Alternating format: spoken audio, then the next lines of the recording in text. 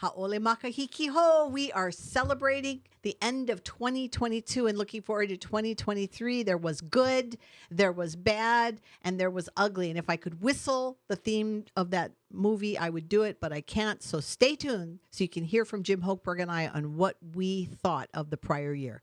Let's chat about that.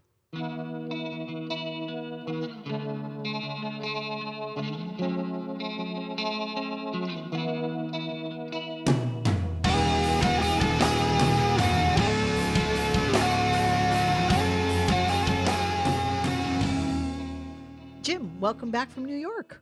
Guten Rutsch zum neues Jahr, Schatz. Oh, don't bring that up again. You are just going to get us in so much trouble. All right, Jim, we are at the end of 2022, and this year has been a roller coaster ride. I mean, we started the year still in COVID, still with COVID lockdowns or whatever. But you and I, we've done this. This will be our third time, I think, that we're doing a good, the bad, and the ugly for the year. I don't remember. But you know what? How come I'm still wearing a Christmas shirt? Yeah, you got to ask me. Okay, Jim, why are you wearing the Christmas shirt? Well, two reasons. Number one, because I have 38 of them. I've gotten one every year since 1984. Okay. But also because I wear from the day after Thanksgiving until the 12th day of Christmas in January, I wear one of these every single day. And we haven't hit the 12th day of Christmas yet. I'm going to continue to wear these until then. So on the next show, when you and I will be talking about a very important court case that Alliance Defending Freedom's working on, you will be wearing a different shirt.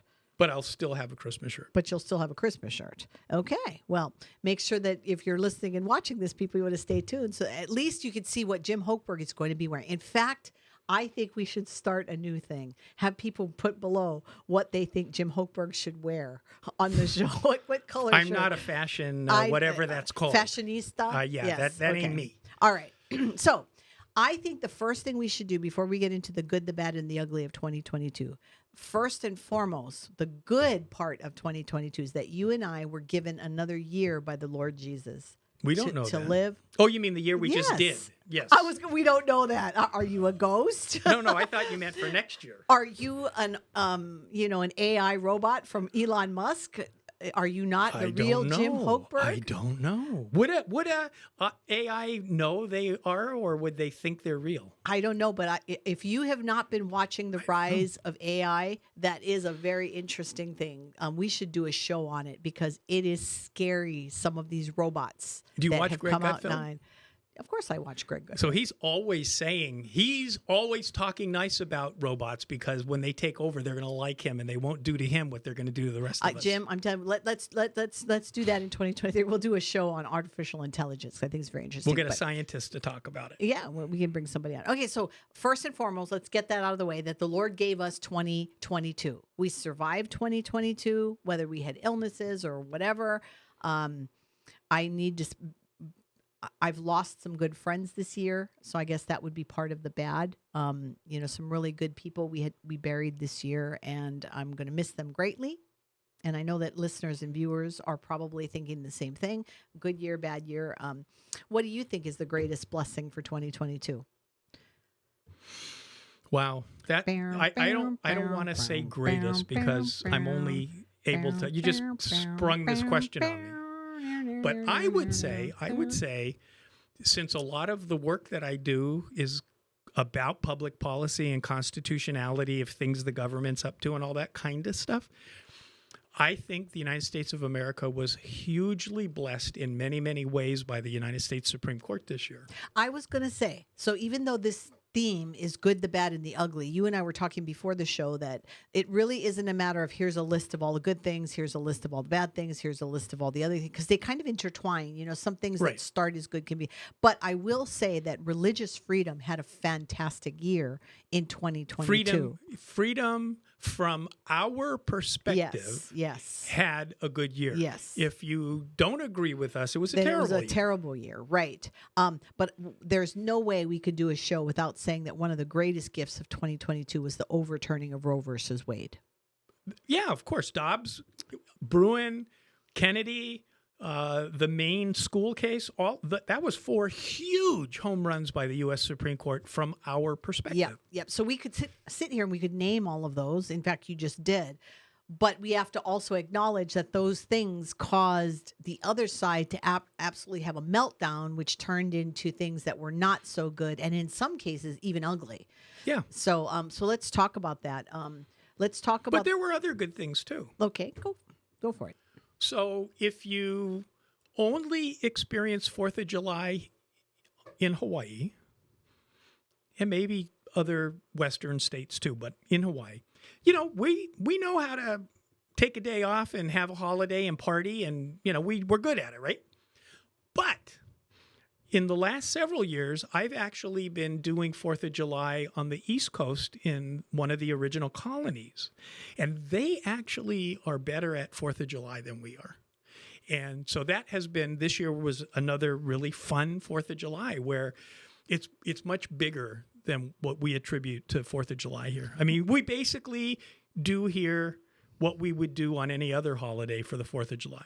You know what? And turning that good into a bad and potentially ugly. I know that because of Independence Day, there were a lot of people angry about Independence Day and the way we got our independence. And I know that you saw the shows about, all these mean people that came to the United States and the horrible things that they did to the indigenous Americans and American Indians, and even with the way that slavery is talked about here. So something that is good that you just brought up, what was not seen as so Correct. good in the eyes of other people. And I really appreciate the philosophy of Dennis Prager. And what he talks about a lot is how really almost un-American, but definitely unfair it is for modern citizens to judge historical figures by today's standards instead of the standards that were in place when they were living themselves. So, for instance, on the slavery issue, on the discovery issue, Christopher Columbus or Leif Erikson or whoever you want to give credit to, on voting issues and the Civil War issues and on all that stuff. I really like the way Dennis Prager reminds us, it's not fair to these historical figures that died a century ago, 2 centuries ago, decades ago, to criticize them personally and not want them to be part of the history of the country anymore, because they lived in a different time where things were different. It's much better and more fair and more American, melting pot wise, to judge them based on their time. So should George Washington be criticized for something in his time? Absolutely. I don't know what it would be, but I'm just saying. And so for the people who want to celebrate 1619 instead of 1776, you're free to do it. It's America. You can do whatever you want. But I think you're missing the whole texture of what being an American is. And I think you do a disservice to students when you don't give them the full truth. I think that we should look at the greatness of this country, because I do believe we have a great country, but to acknowledge that there were mistakes that were made in the growing of this country. There are good and bad in every human being. So you're right. I mean, I think that if George Washington, if we were to bring him back to life right now, there probably would be things that we could probably... Abraham Lincoln probably had some things about him, and I'm sure we could have professors that could come and give the list of the things. But so let me posit something that's not likely to happen. But let's just say, okay, by the time I pass away, I actually am revered and famous so that I'm in the history books. And I really like a good steak. I like to eat meat. I like to eat venison. I like to hunt deer. So in 100 years, if we keep becoming whatever we might keep becoming, that could be totally frowned on. A meat-eating, deer-hunting savage, I could be called in the future, having nothing to do with whatever I became famous for, because I'm not going to become famous as the great white hunter. That ain't happening. I laugh because I love to watch all the archaeological digs and historical stuff. I mean, I really pardon the pun. I really dig that kind of stuff. I really, really do. I like to watch them just pulling them. But it makes me laugh because as they're going through all of their scientific research to figure out how old this bones are, right? They're looking at the dirt surrounding them to figure out in their stomach lining what they may or may not have eaten, you know, and all this kind of stuff. And I smile to myself because they're doing their best educated guess based on some things maybe they can get down to, you know, yes, he definitely did this. But I do laugh. Atomic half-lives are very inexact. I'm telling you. But then when you hear them start to say what this person might have experienced that day when he or she woke up, and I'm laughing and I'm thinking to myself, my goodness, to think if we could open up a window to see that day, we have no idea, you know. This is a true story. Okay. So when I went through college, I ended up almost ready to graduate, but I hadn't taken certain early freshman classes. And so I was like 22 or however old you are when you're going to graduate, and I had to take some beginning whatever. And so I took an art history class. And it was a big lecture hall, and they showed slides of eras of art and all this kind of stuff. And they're telling me that in this span of years, this was the art. And, you know, and after class on one of the days, I went up to the front and I asked the professor, I said, how would you change your lecturing if tomorrow they found this gigantic vault of never before seen historical art? He actually got mad at me, said it's never going to happen. And it hasn't happened in all these decades. But I wanted to know. And he didn't want to talk about it because he's so certain that he's right.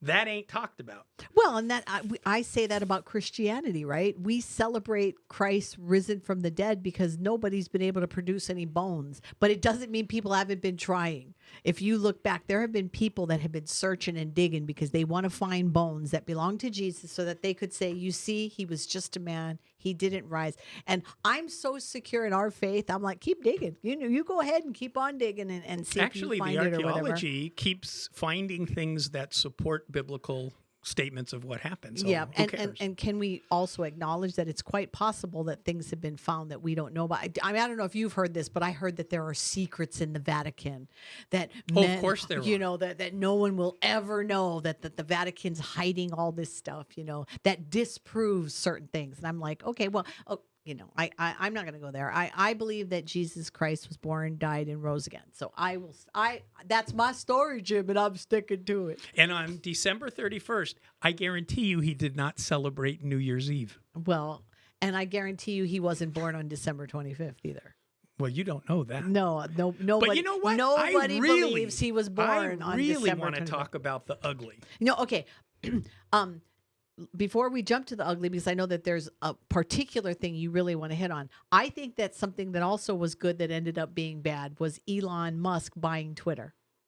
I don't think that's bad for me. That's great for me. No, but the other side is saying it's bad, right? Oh, they're saying that he's evil. No, that's what I mean. So it's another case of something we can be celebrating. And for those of you watching on YouTube, put a comment on what you think were some great things that happened in 2022, or even some things you think were bad, because Jim and I may talk about it in an upcoming show. But like, I don't do a whole lot of Twitter, so for me, it's a minor detail. But what I really appreciate is what's being shared out of the Twitter, wherever they're getting all this information about shadow banning and you know, all that censoring. The more information, we were talking about it forever. And they were saying, no. And then it turns out true. Yep. That's a very good thing. Now, another good thing that ended up being a bad thing, and this will tie right into what you want to talk about, is there were a lot of wonderful things that came up on our Second Amendment constitutional rights. Well, that should be a good thing. And we want to talk about that because as we realized recently, we never really say that I am on the show with you, your Hawaii Family Forum. A C3. I'm Hawaii Family Advocates. And C4. Hawaii Family Advocates has a mission statement and values that includes protecting constitutional rights. Right. Which is why the Second Amendment issue is pertinent. And so in 2019, I was asked to co-counsel with a Los Angeles firm here in Hawaii to challenge the state of Hawaii statutes and the city and county of Honolulu rules that basically prohibited any of the citizens that weren't paid to be armed guards, either as policemen, sheriffs, or the guys that drive around in the trucks to pick up the money. We weren't allowed to actually get concealed carry firearm permits. And so we did. We filed that case, and it got put on hold by our federal judge here because there was a case coming out of New York ahead of ours that was working its way to the Supreme Court, which actually did happen. The New York Rifle and Gun Club versus Bruin, which on June 23rd, 2022, the Supreme Court ruled, as a matter of fact, the Second Amendment right to keep and bear arms includes the right of the citizens to bear arms outside of their home for self-defense. You would think, why do we need a Supreme Court to tell us that? Well, we needed the Supreme Court to tell us that because all across the country, governments were saying, no, that's only for the militia. And so we needed the Supreme Court to say, no, it's not only for the militia. So that happened in June, which led to my case being short-circuited because that means I was right and we won, which we did. So we have a judgment, and smiling, as I say, the state of Hawaii and the city and county of Honolulu, paying our attorney's fees through the next legislative session in that process. So then what happened? Because that was the good. So the really ugly is the way the state of Hawaii and the city and county of Honolulu responded was not the way they have championed for 50 years the constitutional implied right of an abortion, which is you can't unduly burden a woman's right to an abortion, which the Dobbs case also overturned in June because it's only implied. It's not stated in the Constitution. Second Amendment is stated expressly. Okay?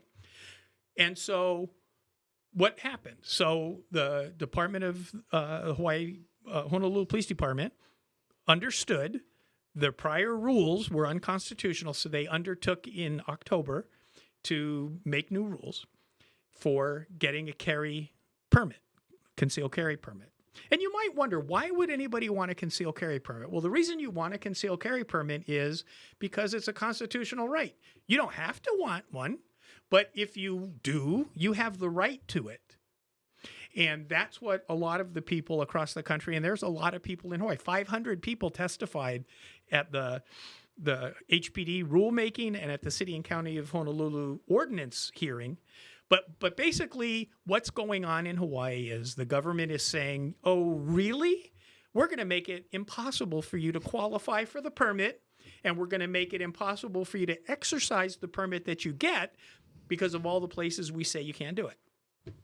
So the good comes up again now for me because Michelle and Associates, the law firm in LA that I did the first case with, we want to do another case. We want to sue over the rules for the permit that the police department's published and the what they call sensitive places law that the county council, Honolulu City Council, is passing because they're unconstitutional.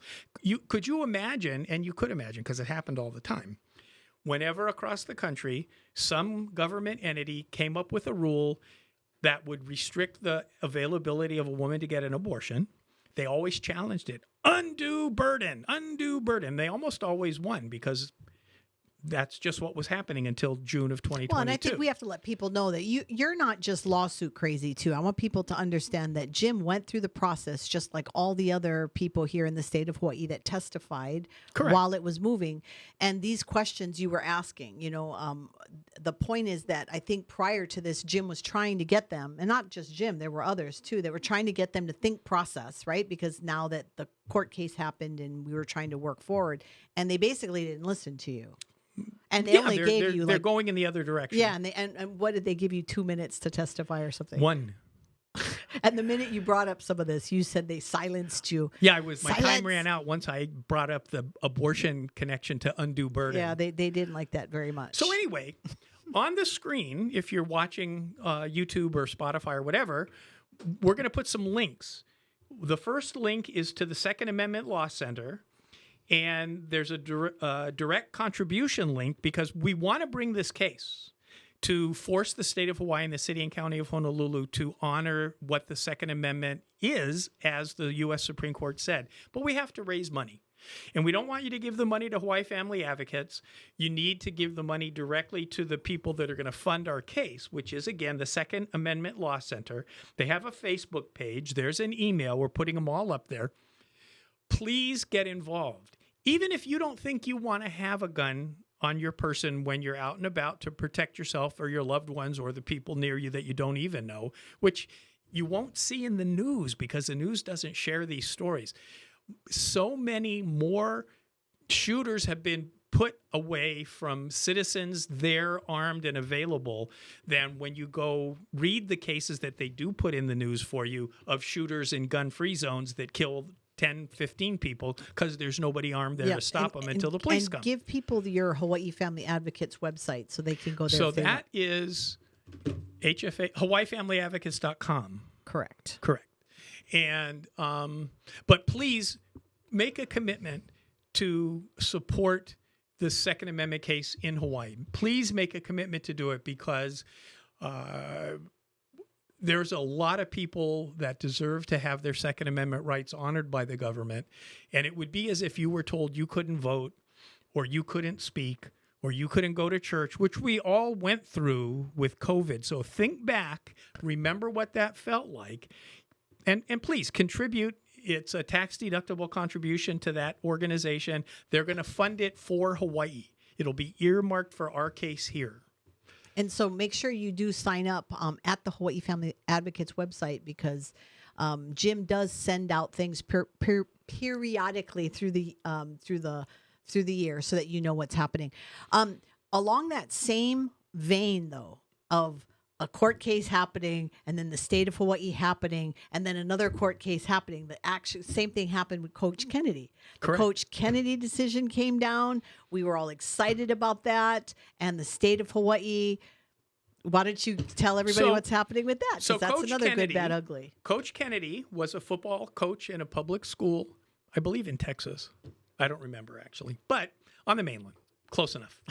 And he was a Christian, and he was incorporating prayer into his coaching, and the school asked him not to, so he didn't invite anybody to pray with him anymore. But his understanding of his ministry was to pray at the 50-yard line after the game for the health and safety that was enjoyed by everybody. A non-coercive prayer. Let's be clear. Him by himself, and sometimes other athletes would join him, either even from the other teams. Yeah. But anyway, so he got disciplined for that, and he sued, and years went by, and the Kennedy case out of the Supreme Court this June was also that he had the First Amendment right as a public employee in his own time, because at the time he was praying, all the other employees of the school related to the football game were able to do whatever they wanted. So he wasn't properly prohibited from doing what he wanted at the 50-yard line when everybody else affiliated with the game was able to do whatever they wanted. And so the Supreme Court said that public school employees are permitted to exhibit their own faith in a non-compulsive way with respect to the other people in the school, including the students. So we looked at the religious freedom policy with the Department of Education, and it basically has the ghost of the old rule, but it needs to be fixed because it sounds like, and we actually happen to know it's being enforced contrary to the Kennedy rule. Even after the Kennedy decision. After the Kennedy decision. Yes. And so we're looking to get the DOE and the BOE to go through the legal process, which requires drafting new policy language, providing it with the public to have an opportunity to come and talk about it, and then having a vote by the board to adopt it or not that follows Kennedy, because it should happen here. And again, it's the same principle that we just talked about with Jim testifying.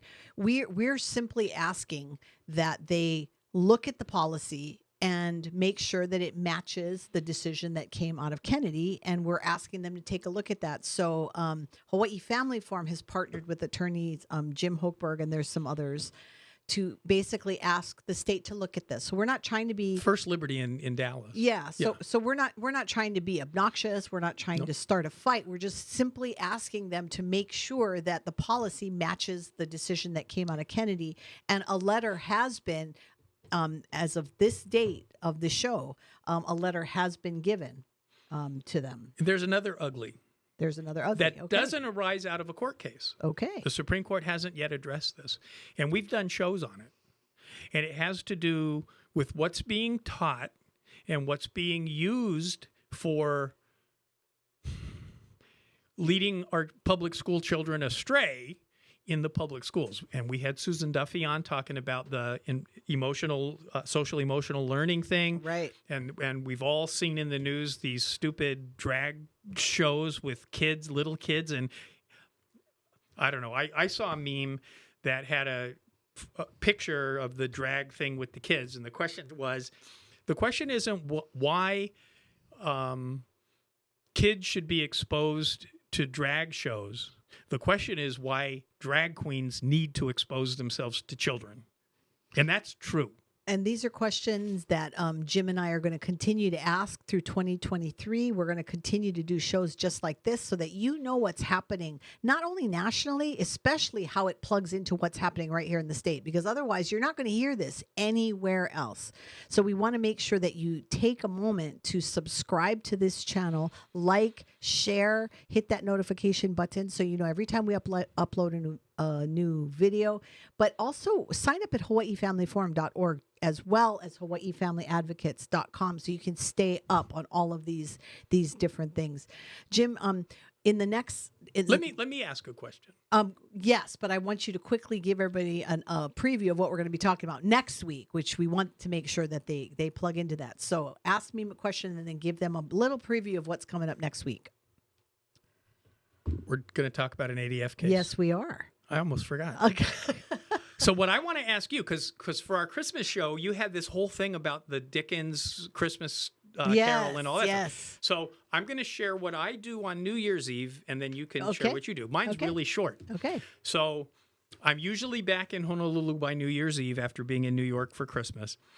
And at 7 p.m. in Honolulu, the Times Square ball comes down, and it's Happy New Year in New York, and I watch that, and I say Happy New Year, and then I go about my evening. Usually it includes eating sardines, black-eyed peas, because of my mom being from where she was from in the South, or Pittsburgh. I don't know where that came from, but her dad was from the South, and she was born in Pittsburgh, Pennsylvania. But anyway, I don't eat either of those very often, but that's a New Year's Eve thing. And then if I get tired at 10 o'clock, I go to bed. Well, we used to, when my brother Eric was alive, we lived for New Year's Eve because of the popping of fire. I mean, let me tell you, without giving too much information so that police officers do not come knocking at my door, let's just say that I have brothers that are pyromaniacs, okay? They just like to burn and blow up things. So on New Year's Eve, it's really important for us that we get together as a family. We used to do it at my parents' house, but they're getting too old for this, and they don't like all the noise. So we normally go to my older brother's house. Just like Jim Hochberg, he plays music. He has the guitars, the amps, and we do all kinds of singing. And I normally make vingadões for those Portuguese listeners. You know what that is. You are going that's like an ongoing joke, I swear to God. But that's what we do on New Year's Eve. And we stay up and we just watch Hawaii ring in the New Year's because nobody rings in the New Year like Hawaii. Australia does 18 hours I don't earlier. Hear it. Hawaii is the bomb. And yes, that pun intended. We do a great job. Thanks to our Chinese brothers and sisters. We know how to pop fireworks. I love that. So anyway, what's the preview for next week? So ADF has another one of those masterpiece cake cases at the Supreme Court, and we're going to talk about that. All right. So we will see all of you next week. Make sure you come back. We love you, and have a very happy New Year. Mahalo, everybody. Happy New Year.